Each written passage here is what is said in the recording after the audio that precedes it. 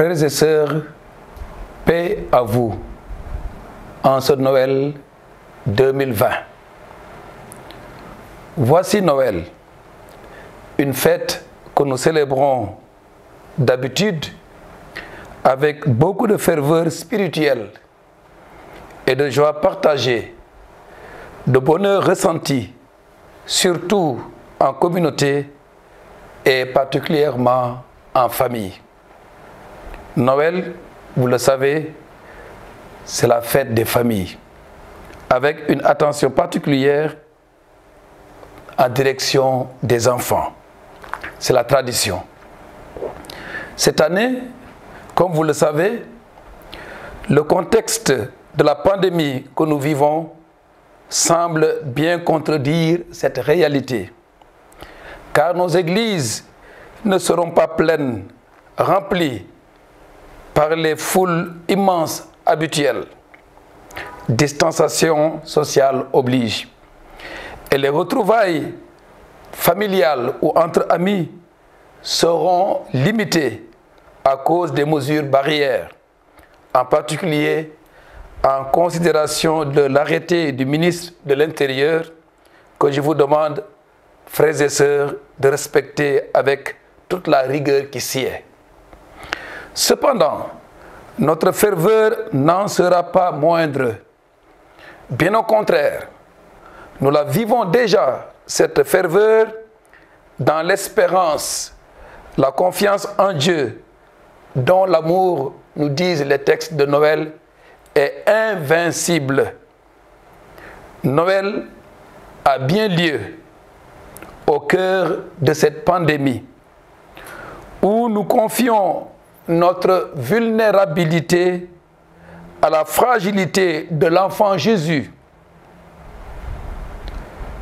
espérant que Noël apporte au monde de nouveau le don de la lumière qui fait renaître l'espérance et le don de la miséricorde de Dieu qui guérit, qui soulage, qui sauve. Je pense à tous les malades, spécialement à celles et à ceux qui sont contaminés par le coronavirus. Je pense aux cas graves relayés chaque jour par les autorités sanitaires. Je pense à toutes ces familles, à toutes les personnes impactées par les conséquences sociales et économiques de la pandémie. Pour toutes ces personnes, j'implore la miséricorde de Dieu. J'implore aussi la force de l'amour de Dieu pour toutes les personnes qui sont engagées dans la lutte contre cette pandémie. Autorités de tous ordres, corps médical, volontaires, communicateurs, et j'en passe. La pandémie cache une autre pandémie, qui est celle de la migration. Je pense donc à tous ces jeunes victimes de la migration, par centaines, nous dit-on, dans notre pays. Chers fidèles chrétiens, chers fidèles du Christ, vivons ce Noël en nous fixant sur l'essentiel, c'est-à-dire le mystère de Dieu qui vient à notre rencontre, qui appelle notre adhésion et notre adoration. Le mystère de Dieu qui se fait solidaire, qui se fait proche, pour que nous partagions son amour et pour nous renouveler dans son amour, pour nous renouveler dans l'espérance joyeuse de la communion éternelle avec lui. Cette communion que Noël approfondit et creuse en nous dès aujourd'hui. Si nous laissons Noël nous toucher, si nous nous laissons toucher par le mystère, si nous acceptons d'enlever tout ce qui constitue un obstacle à cette rencontre avec Dieu, c'est-à-dire si nous apprêtons nos cœurs Pour lui, si nous ouvrons nos cœurs à tous les hommes, sans exception, pour le salut desquels la grâce de Dieu se manifeste, comme nous le dira l'apôtre Saint Paul dans la nuit de Noël. À tous, frères et sœurs, chers chrétiens, à tous, joyeux Noël de paix, de solidarité, de fraternité, d'espérance et de confiance malgré tout. Joyeux Noël à tout le monde. Mbokki chrétien, Noël a ngi nii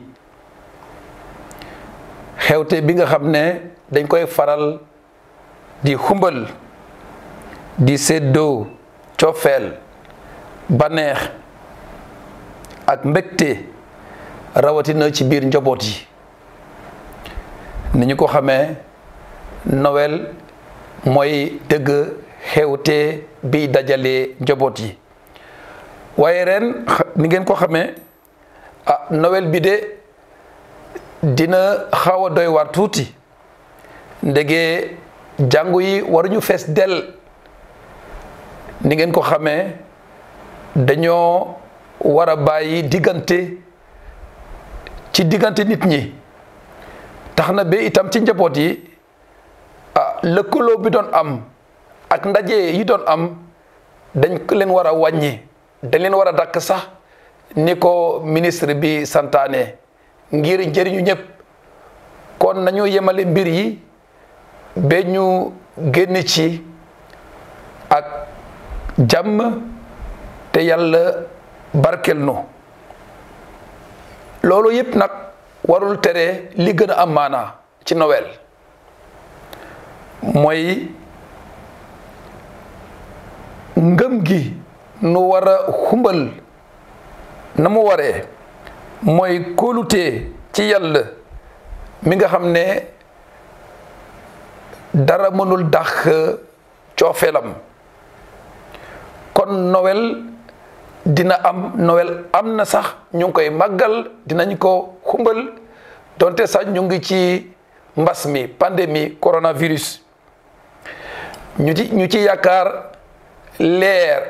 bi dëgëral sunu yaakaar ñu ci séntu itam yërmande yàlla mi mën a dàkk mu sorenu bépp fitna bépp feebar lépp liy gàllankoor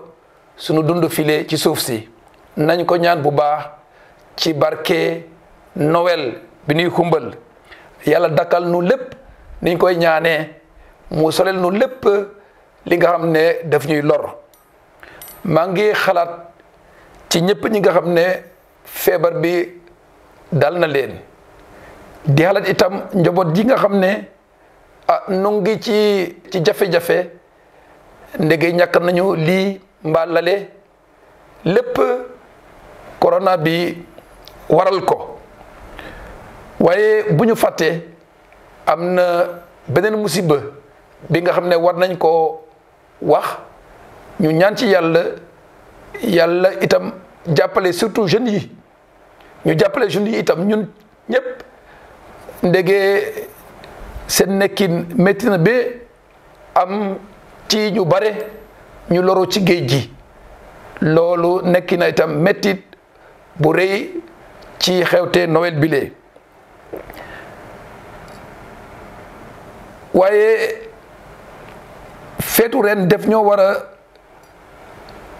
jubloo ci li gën am maanaa ci Noël loolu mooy ñu ubbi wat sunu xol ci kumpu Noël ndax xàmmee ci xaleel ba Yeesu doomu yàlla bi def boppam nit mu saxal ngëm bu ànd ak jaamu yàlla ci xale bi ndege moo di kaddu yàlla bu def boppam nit te ñu waaj bu baax kump googu ndax yàlla esalat bépp barke bi nuy séntu ci Noël bi ñu waajal ko ci sunu xol mooy ñu ubbil yàlla sunu buntu xol ñu ubbil itam sunu nawle yi sunu buntu xol ndege Noël mooy xewte coofeel mooy xewte jàppalante mooy xewte ndimbalante su ko defee yàlla dina wàcce barkem ci sunu fit su ko defee yàlla dina nu may ñu gën a takku ci doomam Krista bi def boppam nit ndege foofu la sunu ngëm di sosoo kon mbokk yi maa ngi leen di ñaanal yéen ñëpp yàlla may leen may nu ñu dundee Noël ci jàmm yàlla barkeel njaboot yi yàlla soreloo ci sunu àdduna si lépp lii nara gàllankoor dundu nit ñi yàlla wëral ñëpp ñi feebar yàlla musal ñu ci mbas mi ci corona bi Noëlu jàmm maa ngi leen di gërëm di leen nuyu